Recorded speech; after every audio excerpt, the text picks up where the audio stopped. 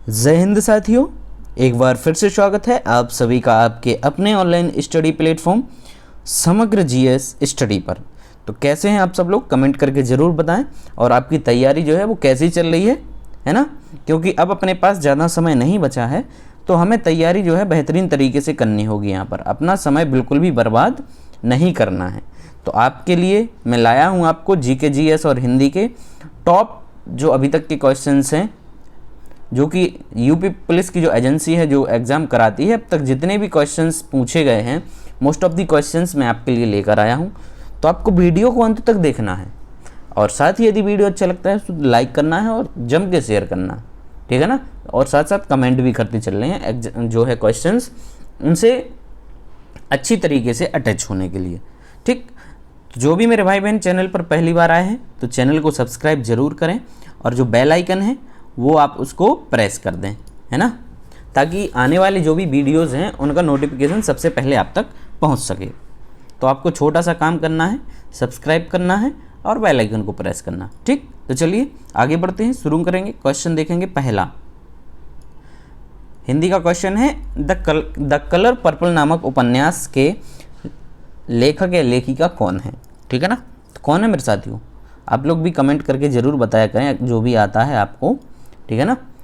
तो the colour purple जो उपन्यास है, एक अमेरिकी उपन्यासकार हैं, इनका नाम है एलिस वॉकर, ठीक है ना। ये काफ़ी फेमस उपन्यासकार रही हैं।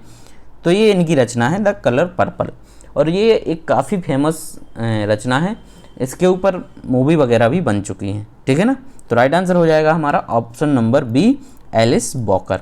दूसरा देखेंगे, निम्नलिखित में से कौन सी मंदिर स्थापत्य शैली का विकास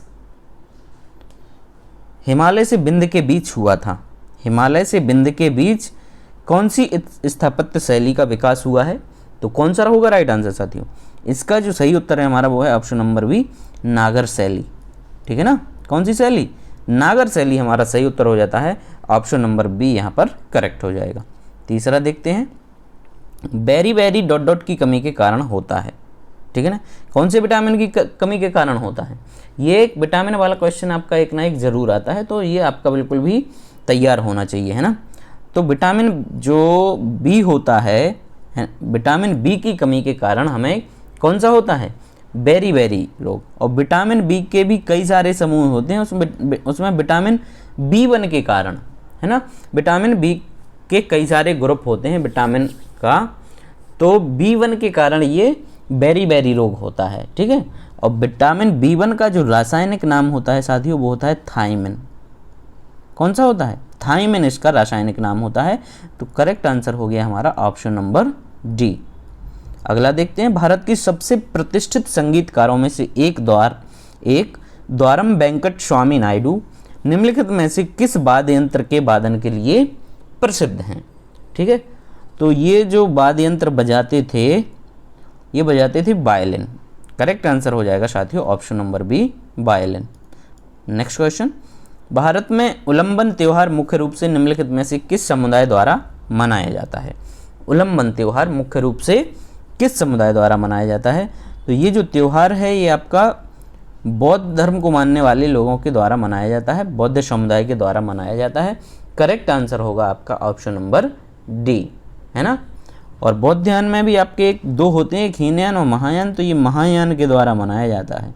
और डीप पूछा जाए तो महायान जो शाखा है इनकी, उनके द्वारा ये त्यौहार जो है मनाया जाता है, ठीक। चलिए आगे बढ़ेंगे।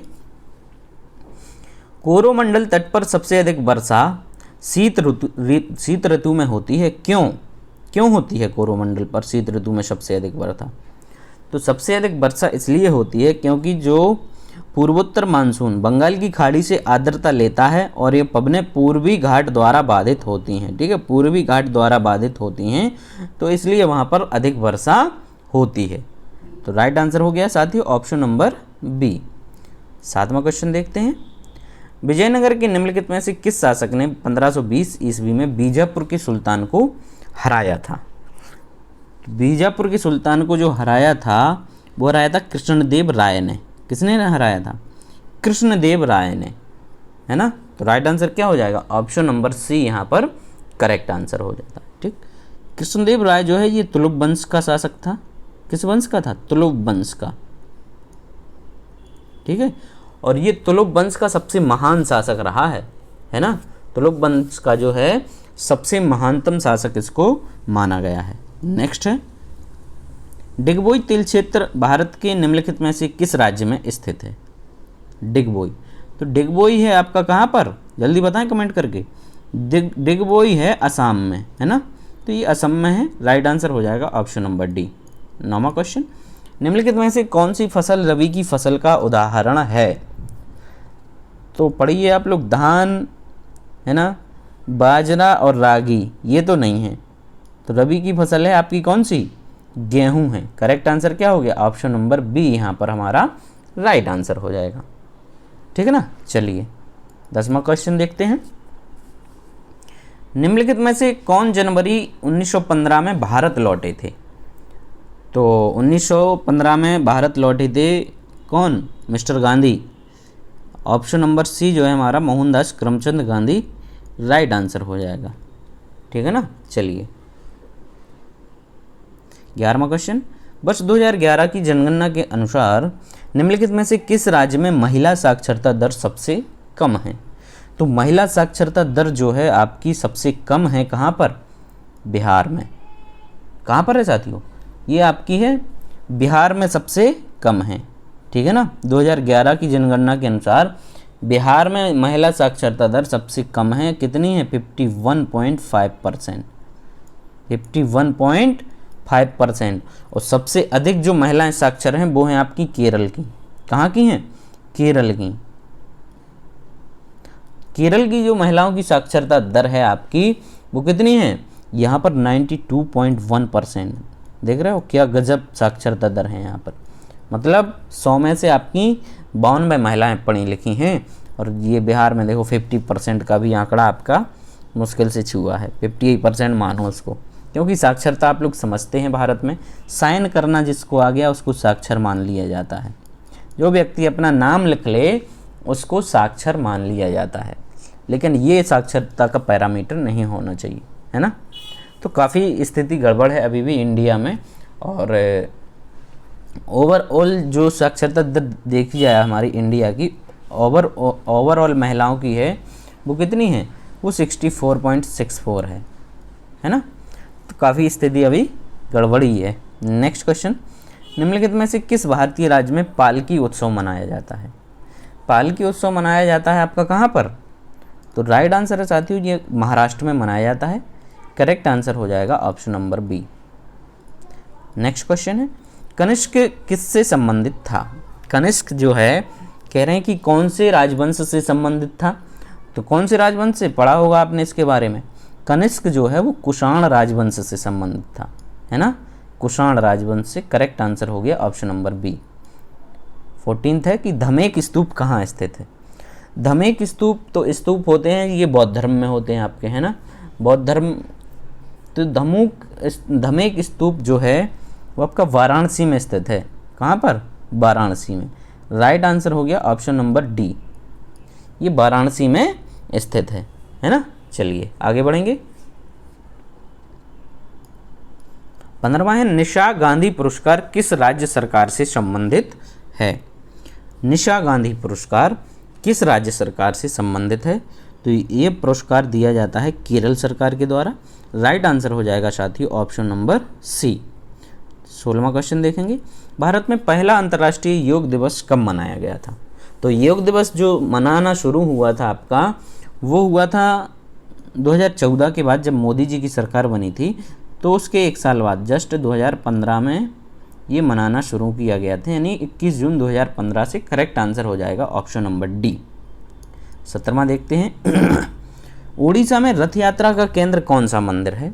तो ये काफ़ी पूरे अंतर्राष्ट्रीय लेवल पे फेमस है आपका ये रथ यात्रा, जगन्नाथपुरी मंदिर से संबंधित है। राइट आंसर हो जाएगा ऑप्शन नंबर डी, जगन्नाथ का बहात और जगत पसारे हाथ, ये फेमस कोटेशन भी है उसका। ठीक है, तो राइट आंसर क्या हो गया? ऑप्शन नंबर डी हो जाएगा यहाँ पर, है ना। चलिए 18वां क्वेश्चन देखेंगे, एजोला क्या है?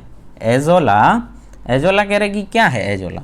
तो एजोला जो है वो है आपका फर्न है। ये क्या है? फर्न है ना। और इनका काम होता है कि जो वातावरण की नाइट्रोजन होती है, वातावरणीय नाइट्रोजन होती है, उसका ये नाइट्रोजनीकरण करते हैं, है ना। क्या करते हैं? नाइट्रोजनीकरण उसका करते हैं। राइट आंसर हो गया आपका ऑप्शन नंबर सी। 19वां क्वेश्चन देखेंगे। निम्नलिखित में से उस हाइड्रोकार्बन युग्म का चयन कीजिए जो समजातीय श्रेणी का हिस्सा नहीं है। समजातीय श्रेणी का हिस्सा इसमें से कह रहे हैं कि कौन सा नहीं है, ठीक है। तो समजातीय श्रेणी का हिस्सा नहीं है आपका इसमें से C2H6 और C3H9, डी वाला C2H6 और C3H9 ये आपका समजातीय नहीं है, ठीक है ना। C2H6 है ये आपका, इसका रासायनिक नाम क्या है? तो ये है आपका एथेन, ठीक है ना, एथेन है। और C3H9 ये एन प्रोपिल एमीन होता है, एन प्रोपिल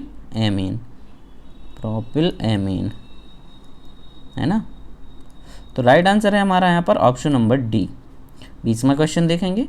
कर्नाटक में चिकमंगलूर डॉट डॉट की खेती के लिए काफ़ी प्रसिद्ध है।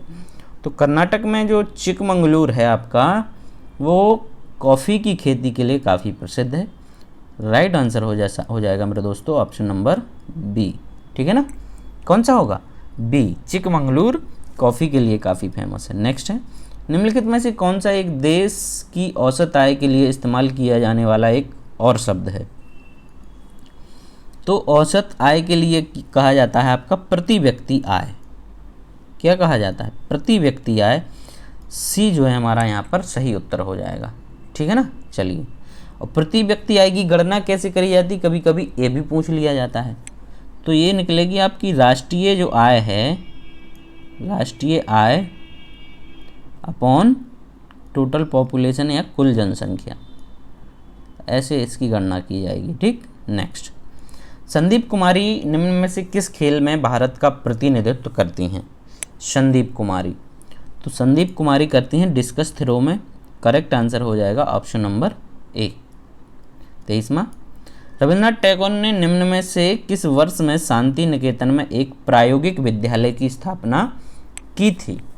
शांति निकेतन में प्रायोगिक विद्यालय की स्थापना जो की गई थी रविन्द्रनाथ टैगोर के द्वारा, वो 1901 में की गई थी। करेक्ट आंसर हो जाएगा मेरे दोस्तों ऑप्शन नंबर ए, ठीक है ना। चलिए आगे बढ़ेंगे। रोमर पैमाने के द्वारा निम्न में से क्या मापा जा सकता है? रोमर पैमाने के द्वारा, तो रोमर पैमाने के द्वारा मापा जाता है क्या? टेम्परेचर मापा जाता है। सही उत्तर हो जाएगा आपका डी। क्या मापते हैं हम लोग? टेम्परेचर मापते हैं, है ना। तो राइट आंसर क्या हो गया? ऑप्शन नंबर डी हो गया। 25वां देखेंगे। भारतीय संविधान का कौन सा अनुच्छेद राज्य को उपाधियां या टाइटल्स प्रदान करने से रोकता है? तो उपाधियों का जो अंत है वो आपका कौन से आर्टिकल में है? तो ये दिया है आपका आर्टिकल 18 में, है ना, उपाधियों का अंत। Right answer option number D. चलिए 26वां, ओलंपिक पदक जीतने वाली पहली भारतीय महिला कौन थी? ओलंपिक में जो पदक जीता गया था, प्रथम महिला वो थी आपकी कर्णम मल्लेश्वरी, है ना। इनके द्वारा जीता गया था। कब जीता गया था? तो इनके द्वारा जीता गया था सन 2000 में। ऑस्ट्रेलिया के सिडनी में ये ओलंपिक हुआ था, ठीक है ना। सिडनी ओलंपिक सन 2000 में इनके द्वारा पहली बार पदक जीता गया था, ठीक है ना। और कौन सा पदक जीता था इन्होंने? कांस्य पदक जीता था, ब्रॉन्ज जीता था, है ना, ब्रॉन्ज जीता था। किसमें? भारोत्तोलन में। भारोत्तोलन में इन्होंने एक पदक जीता था। राइट आंसर क्या हो गया? Option number B. चलिए नेक्स्ट, इसके अलावा 2020 के टोक्यो में जो हुए थे उसमें जीता था आपका किसने? साक्षी नहीं, उसमें जीता था आपका मीराबाई चानू ने जीता था, मीराबाई चानू ने, ठीक। और अभी इसमें जो आपकी पेरिस में चल रहे हैं, अभी पेरिस वाले में आपको पता ही होगा मनु भाकर ने जीत लिया। वैसे ये आएगा नहीं क्वेश्चन, है ना, चलिए नेक्स्ट, 2-2 जीते हैं मनु भाकर ने। निम्न में से किस राज्य में पोलिश शरणार्थी परिवारों के लिए एक स्मारक स्तंभ स्थापित किया गया है जिन्होंने द्वितीय विश्व युद्ध के दौरान भारत को अपना घर बना लिया था? तो भारत को अपना घर बना लिया था, राइट आंसर हो जाएगा आपका महाराष्ट्र, सी हमारा यहाँ पर करेक्ट हो गया। नेक्स्ट 28वां, निम्न में से कौन सा कथन सत्य है? चलिए देखते हैं कौन सा कथन सत्य है यहाँ पर आपका। उपराष्ट्रपति का चयन 7 वर्ष के लिए होता है, बिल्कुल गलत है ये। उपराष्ट्रपति का चयन 6 वर्ष के लिए, उपराष्ट्रपति का चयन 5 वर्ष की अवधि के लिए होता है। करेक्ट आंसर हो जाएगा आपका ऑप्शन नंबर सी, काफ़ी इजी था ये। वर्ष 2016 में भारत सरकार द्वारा किस मूल्य वर्ग के नोटों का विमुद्रीकरण किया गया था? तो 1000 का और 500 का नोट आपका बंद हुआ था, तो राइट आंसर हो जाएगा ऑप्शन नंबर डी, है ना। चलिए नेक्स्ट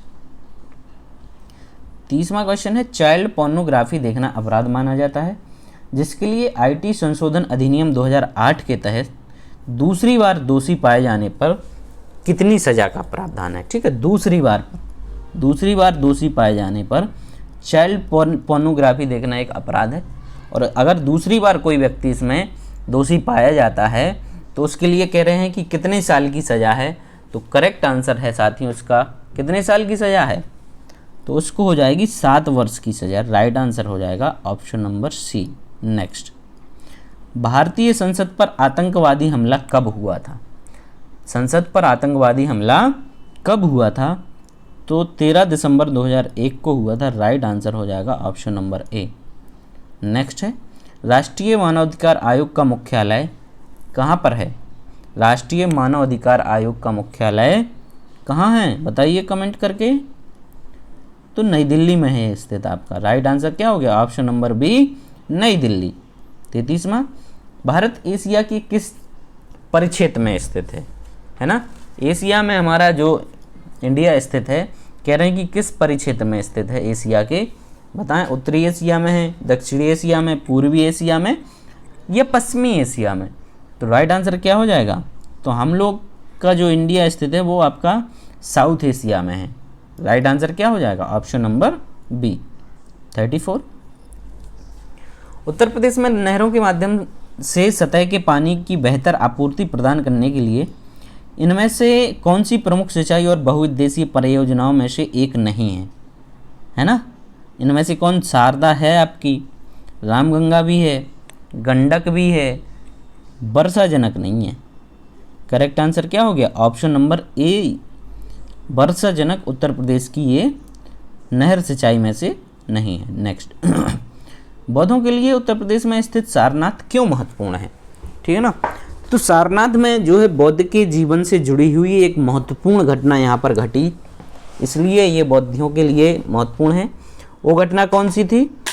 तो वो घटना थी आपकी, ज्ञान प्राप्त करने के बाद भगवान बुद्ध ने जो अपना पहला उपदेश दिया था वो सारनाथ में दिया था। ठीक है ना, ज्ञान प्राप्त करने के बाद जो पहला उपदेश दिया था वो सारनाथ में दिया था, और इस घटना को कहा जाता है धर्म चक्र प्रवर्तन। ठीक है ना, धर्म चक्र प्रवर्तन कहा गया है। राइट आंसर आपका है डी वाला। चलिए आगे बढ़ेंगे। 36, निम्नलिखित में से अवध के किस नवाब ने लखनऊ में बड़ा इमाम बाड़ा बनवाया था? ये तो पढ़ा है कई बार, किसने बनवाया था? बड़ा इमाम बाड़ा जो बनवाया था वो आसफ उद्दौला ने। करेक्ट आंसर हो गया मेरे साथियों ऑप्शन नंबर ए। 37, निम्नलिखित में से कौन सा स्थान कांच की चूड़ियों और कांच से बनी हुई वस्तुओं के उत्पादन के लिए जाना जाता है? सब लोग जानते हैं इसको, फिरोजाबाद। करेक्ट आंसर हो जाएगा ऑप्शन नंबर बी। चलिए नेक्स्ट 38, निम्नलिखित में से कौन सा नृत्य उत्तर प्रदेश से संबंधित नहीं है? इसमें से कह रहे हैं कि कौन सा नृत्य जो है उत्तर प्रदेश से, तो चरकुला यूपी का है, मयूर है, रासलीला है, कठपुतली नृत्य ये उत्तर प्रदेश से संबंधित नहीं है ना। कठपुतली नृत्य है ये आपका राजस्थान से संबंधित। कहाँ से संबंधित है? राजस्थान से संबंधित है। राइट आंसर हो जाएगा ऑप्शन नंबर बी। ठीक, तो ये आपका रहा जीएस का पोर्शन। आई होप कि आपको अच्छा लगा होगा। अच्छा लगा है तो इसी समय लाइक कर दीजिए, तुरंत लाइक कर दीजिए मेरे दोस्तों, है ना। चलिए अब यहाँ से हम लोग लेंगे किसका? हिंदी का पोर्शन यहाँ से करेंगे, तो हिंदी के भी ज़बरदस्त क्वेश्चन हैं, बने रहिए अंत तक, ठीक है ना। कह रहे घा का उच्चारण स्थान कौन सा होगा, ठीक। तो घा जो है वो हमारा का वर्ग में आता है और का उच्चारण स्थान होता है कंठ, है ना, क्या होता है कंठ। तो राइट आंसर हो जाएगा ऑप्शन नंबर बी, ठीक है ना। चलिए 45, अपनों से बड़ों को सादर संबोधित करने में किस चिन्ह का प्रयोग किया जाता है। तो सादर संबोधित करने में अपने से बड़ों के लिए किस चिन्ह का प्रयोग किया जाता है, तो किया जाता है विस्मयादि बोधक का। किसका किया जाता है, विस्मयादि बोधक का। जैसे कहा भाइयों और बहनों, भाइयों और बहनों, तो इस चिन्ह का प्रयोग यहाँ पर किया जाएगा, ठीक है ना। तो राइट आंसर क्या होगा, ऑप्शन नंबर बी। 46, हिंदी में वर्णमाला में कुल कितने अयोगवाय हैं। तो अयोगवाय हैं आपके कितने, 2, अंग और आहा, अंग और आहा 2 हैं आपके, कितने हैं, 2। राइट आंसर हो जाएगा ऑप्शन नंबर ए। चलिए नेक्स्ट, निम्न में से कौन सा शब्द स्त्रीलिंग है। तो उपहार, ग्रंथ, मस्तक और रचना। रचना जो है स्त्रीलिंग है, रचना कई महिलाओं का नाम भी होता है, लड़कियों का नाम भी होता है, तो ये स्त्रीलिंग है। नेक्स्ट, शीला अपने कपड़े स्वयं धोती है। रेखांकित शब्द सर्वनाम शब्द का उचित भेद है। स्वयं, स्वयं यहाँ पर आपका रेखांकित शब्द है, तो कह रहे हैं कि कौन सा भेद है ये सर्वनाम का, ठीक है। तो स्वयं किसके लिए हो रहा है यहाँ पर प्रयोग, खुद के लिए हो रहा ना, तो ये निजवाचक सर्वनाम हो जाएगा। सही उत्तर होगा ऑप्शन नंबर बी। 49, गोदान किसका उपन्यास है। तो ये एकदम, इसमें तो किसी की गलती होनी ही नहीं चाहिए। बताइए आप लोग, तुरंत करिए कमेंट करिए जल्दी से। प्रेमचंद की जो है ये उपन्यास है प्रेमचंद जी का। नेक्स्ट 50वां, पीपर पात सरिस मन डोला में उपमेय क्या है। पीपर पात, अच्छा कई बार ये आपका आता है, इसमें पूछ लेते हैं कि कौन सा अलंकार है, लेकिन कई बार जो है आपका पूछ लेते हैं कि उपमेय क्या है, ठीक है। तो ये पूछा जाता कि इसमें अलंकार कौन है, तो अलंकार तो हो गया उपमा, ठीक है ना। लेकिन कह रहे कि उपमेय क्या है, उपमेय क्या है। तो उपमेय क्या होता है, उपमेय होता है, उपमेय होता है आपका क्या, जिससे मतलब जिसकी उपमा की जाती है उसे क्या कहते हैं, उपमेय कहते हैं, और जिसकी उपमा की जाती है उसे उपमान, उपमान कहते हैं, ठीक है ना। तो यहाँ पर उपमा किसकी की जा रही है, वो उपमेय कहलाएगा। पीपर पात सरिस मन डोला, ठीक है ना। तो मन की जो है यहाँ पर, है ना, किसकी करी जा रही है यहाँ पर, मन की आपकी उपमा की जा रही है, किसके साथ, पीपर के पात के साथ। तो उपमान हो जाएगा, सॉरी उपमेय होगा मन और उपमान होगा पीपर का पात, ये होगा उपमान, है ना। तो राइट आंसर क्या हो गया, सी यहाँ पर आपका सही उत्तर हो जाएगा। 51, गरीब घर के लोग का जीवन दयनीय होता है। वाक्य में रेखांकित शब्दों की वचन बदलना है। तो घर का हो जाएगा घरों, इसका बताइए। अच्छा इंटरेस्टिंग क्वेश्चन है, क्या होना चाहिए इसका। लोग का बहुवचन क्या होता है, आप ये लोग आप बताएं, काफ़ी लोग जानते होंगे। लोग का बहुवचन क्या होगा, घर का तो घरों हो जाएगा, इसमें सही उत्तर कौन सा होगा बताएं आप लोग। तो सही उत्तर है आपका घरों और लोग, क्योंकि लोग का जो बहुवचन होता है वो लोग ही होता है ना। लोग का बहुवचन क्या होता है, लोग होता है। कई लोगों को लग रहा हो लोगों, है ना, घरों और लोगों, डी मानने वाले होंगे, लेकिन सही उत्तर है हमारा ए। नेक्स्ट 52, मिट्टी का तत्सम शब्द है। मिट्टी का तत्सम शब्द क्या होगा, तो मिट्टी का तत्सम शब्द होता है मृतिका। करेक्ट आंसर हो गया ऑप्शन नंबर ए।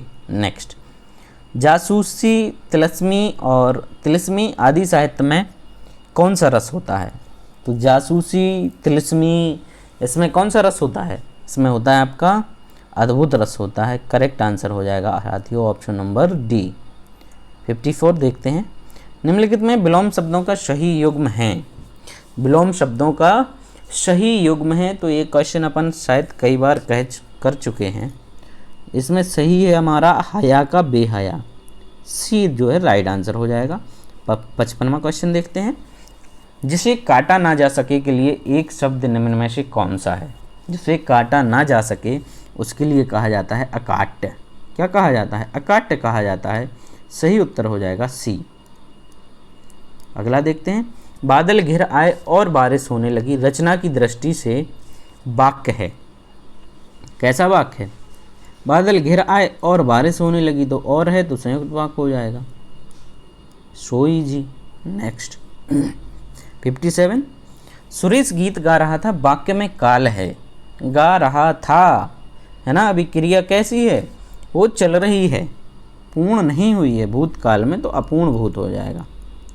57 का राइट आंसर हो गया आपका ऑप्शन नंबर ए। ठीक, चलिए 58 देखेंगे। अति उपसर्ग से बना शब्द निम्न में से कौन सा है? अति उपसर्ग से बना शब्द कह रहे हैं कि निम्न में से कौन सा है? अत्याधिक, अत्याधिक या आत्मिक या अत्यधिक? तो अत्यधिक, डी जो है वो हमारा राइट आंसर हो जाएगा। अत्यधिक, अति प्लस अधिक, ये इसका हम लोग विग्रह करेंगे तो अति प्लस अधिक निकल के आता है। नेक्स्ट 59। निम्नलिखित शब्दों में से शुद्ध शब्द को पहचानिए। आशीर्वाद, आशीर्वाद लिखा हुआ है, ये तो अशुद्ध हो गया। आजीविका, ठीक है ना, आजीविका, अजीब का आपका यहाँ पर कैसा हो जाएगा? ये शुद्ध हो जाएगा। अजीब का हमारा करेक्ट आंसर हो जाएगा option number B. Next, Narendra के लिए सही संधि विच्छेद को चुनिए। नरेंद्र के लिए, तो नरेंद्र का जो सही संधि विच्छेद होगा नर प्लस इंद्र होगा, तो करेक्ट आंसर हो जाएगा हमारा ऑप्शन नंबर बी, नर प्लस इंद्र, नरेंद्र। नेक्स्ट, अवगाहन शब्द का समानार्थी शब्द दिए गए विकल्पों में से कौन सा है? अवगाहन शब्द का समानार्थी शब्द दिए गए विकल्पों में से कौन सा है? करेक्ट आंसर होगा मेरे दोस्तों ऑप्शन नंबर डी, छानबीन। कौन सा होगा? छानबीन हो जाएगा, है ना। चलिए 62। निम्नलिखित शब्दों में से विदेशी शब्द को पहचानिए। विदेशी शब्द इसमें से कौन सा आपको लग रहा है? निद्रा, अचरज, अलमारी और चबूतरा। अलमारी विदेशी हो गया। कौन सा हो गया? अलमारी जो है वो विदेशी शब्द हो गया। कौन सी भाषा का है? पुर्तगाली भाषा का शब्द है ये, पुर्तगाली भाषा का शब्द हो गया। Right answer option number C. Next, कनक कनकते 100 गुनी, मादकता अधिकाय, वा खाए बोराए जग, या देखे बोराए। ठीक है ना। तो इसमें कह रहे दिए गए दोहे में किस अलंकार को दर्शाया गया है ना। कनक, कनक, कनक जो है यहाँ पर कनक, कनक शब्द के अलग अलग भेद हैं, है ना। कनक शब्द के क्या हैं? अलग अलग भेद हैं। जब एक ही शब्द का एक से अधिक बार प्रयोग हो और उनके भेद, उनके जो अर्थ हैं वो अलग अलग हैं, तो ऐसे में होता है आपका यमक अलंकार। ठीक है ना। एक कनक हुआ है आपका धतूरे के लिए प्रयोग और दूसरा कनक हुआ है आपका सोना जो होता है धातु उसके लिए। ठीक है ना, धतूरे के लिए। और तो राइट आंसर होगा दोस्तों ऑप्शन नंबर ए। 64। वसंत तिलका छंद में कितने वर्ण होते हैं? वसंत तिलका छंद में कितने वर्ण होते हैं? ये आपको शायद मैंने पहले एक बार और कराया है, फिर भी दोबारा बताता हूँ। इसमें आपके होते हैं 14 वर्ण। करेक्ट आंसर हो जाएगा ऑप्शन नंबर बी। 65 देखेंगे, समानार्थी शब्दों की जोड़ी नहीं है। समानार्थी शब्दों की जोड़ी इसमें से कौन सी नहीं है? तो सुमन आपका पुष्प समान है, निशा और निशाचर, निशा मतलब रात और निशाचर मतलब होता है राक्षस, तो बी यहाँ पर करेक्ट हो जाएगा। ये जोड़ी नहीं है। चारपाई खटिया एक ही चीज़ है और पाठशाला और विद्यालय भी एक ही चीज़ है। नेक्स्ट 66। बिल्ली के गले में घंटी बांधना के अर्थ का उचित विकल्प चुनिए। तो बिल्ली के गले में घंटी बांधना का अर्थ होता है कि अपने आप को संकट में डालना, है ना। क्या होगा? बी जो है साथियों वो करेक्ट आंसर हो जाएगा, अपने आप को संकट में डालना। 67। मैंने यह काम कर लेना चाहिए, वाक्य में अशुद्ध क्या है? तो अशुद्ध है मैंने नहीं होना चाहिए, मैंने की जगह क्या होना चाहिए? मुझे यह काम कर लेना चाहिए। सही उत्तर हो जाएगा ऑप्शन नंबर ए, अशुद्ध वाला भाग आपका हो गया मैंने। नेक्स्ट, इंद्र वज्रा छंद के प्रत्येक चरण में कुल कितने वर्ण होते हैं? इंद्र वज्रज छंद के प्रत्येक चरण में कुल कितने वर्ण होते हैं? तो इसमें होते हैं साथियों आपके कितने? 11। सही उत्तर हो जाएगा ऑप्शन नंबर सी। अगला क्वेश्चन देखेंगे, अंधेर नगरी नाटक की रचयिता कौन है? तो अंधेर नगरी अनबुझ राजा, टकेशेर भाजी, टकेशेर खाजा, भारतेंदु हरिश्चंद्र। सही उत्तर हो जाएगा ऑप्शन नंबर सी। 17वां क्वेश्चन देखते हैं, दिए गए वाक्यों में अशुद्ध अंश को इंगित कीजिए। यदि कोई त्रुटि न होने पर विकल्प डी उत्तर दीजिए। जो मनुष्य राष्ट्र प्रेमी होता है उसको देश की एक ना एक वस्तु से प्रेम हो जाता है। ठीक है, तो राष्ट्र प्रेमी वस्तु को एक ना एक नहीं, देश की सभी वस्तुओं से प्रेम होता है। करेक्ट आंसर हो गया ऑप्शन नंबर बी। ठीक है ना, सभी वस्तुओं से प्रेम होगा। भाई राष्ट्र प्रेमी जो होगा उसे एक ना एक से थोड़ी ना होगा, सभी से होगा। ठीक है ना, तो सही उत्तर हो जाएगा हमारा ऑप्शन नंबर बी। 71, अथवा शब्द व्याकरण की दृष्टि से क्या है? अथवा शब्द व्याकरण की दृष्टि से तो लिंग वचन कारक आदि का प्रभाव इस शब्द पर नहीं पड़ता है। सही उत्तर हो जाएगा ऑप्शन नंबर डी, अव्यय। ठीक है ना, चलिए 72, दीर्घ संधि, गुण संधि, वृद्धि संधि, यण संधि व अयादि संधि संधि के किस मूल भेद के अंतर्गत सम्मिलित हैं? तो ये जो हैं स्वर संधि के भेद हैं। 5 भेद होते हैं। सही उत्तर हो जाएगा मेरे दोस्तों ऑप्शन नंबर सी। 73, निम्नलिखित समास विग्रह को अन्य किस नाम से संबोधित किया जा सकता है? पद्म आसन, यानी पद्म है जिनका आसन, किनके लिए कहा जाता है पद्म आसन? तो पद्म आसन है किसका? लक्ष्मी जी का। करेक्ट आंसर हो गया साथियों ऑप्शन नंबर सी। 74, चंद रुपये बचाने के चक्कर में कई लोगों को शर्मसार होना पड़ा। इस वाक्य में प्रयुक्त विशेषण का भेद पहचानिए। चंद रुपये बचाने के लिए, ठीक है ना, तो चंद जो है यहाँ पर ये संख्यावाची है, लेकिन कैसा है? अनिश्चित संख्यावाची है साथियों। सही उत्तर हो जाएगा ऑप्शन नंबर डी। 75, निम्न में से कौन सा शब्द पुल्लिंग है? इच्छा, राष्ट्र, रक्षा और योग्यता। तो राष्ट्र हमारा यहाँ पर पुल्लिंग हो जाएगा। सही उत्तर होगा ऑप्शन नंबर बी। 76 देखते हैं, किस समूह में सभी सर्वनाम प्रश्नवाचक हैं? सभी सर्वनाम कह रहे हैं कि किस समूह में प्रश्नवाचक हैं। तो कौन जो है प्रश्न है, क्या प्रश्नवाचक है और किसने भी प्रश्नवाचक है? तो सही उत्तर होगा मेरे दोस्तों ऑप्शन नंबर ए। तो ये था आपका आज का सेट। आई होप कि आपको अच्छा लगा होगा। अच्छा लगा है तो दबा के लाइक करिए और दबा के शेयर करिए। कल फिर मिलते हैं एक और नए प्रैक्टिस सेट के साथ। तब तक के लिए आप सब लोग अपना ध्यान रखिए, है ना, और तैयारी को भी कंटिन्यू करिए, क्योंकि अब आपके पास मात्र कितने 19-23 को है, आज 5 हो गई है, तो आपके पास मात्र 18 दिन बचे हैं। ठीक है ना, तो लग जाइए पूरी तरीके से, बिल्कुल एकदम ईमानदारी से लग जाइए, है ना, और अपना जो गोल है दोस्त उसको अचीव करिए। ये दुनिया ना बहुत स्वार्थी होती है, ये किसी के लिए रुकती नहीं है। हमारे जीवन में जो भी सुख दुख हैं, है ना, उसको हमें खुद ही जीना होता है ना। चाहे हमारी तरक्की हो या हमारा फेल्योर हो, तो हमें उसका सामना खुद से ही करना पड़ता है। तरक्की में तो लोग बाग आ जाते हैं, लेकिन जब फेल्योर होता है तो साथ कोई खड़ा नहीं दिखाई देता है ना। तो हमें केवल अपने गोल की तरफ देखना है और उसको अचीव करना है। ठीक है ना, तो चलिए कल फिर मिलेंगे। तब तक के लिए आप सभी का बहुत बहुत धन्यवाद।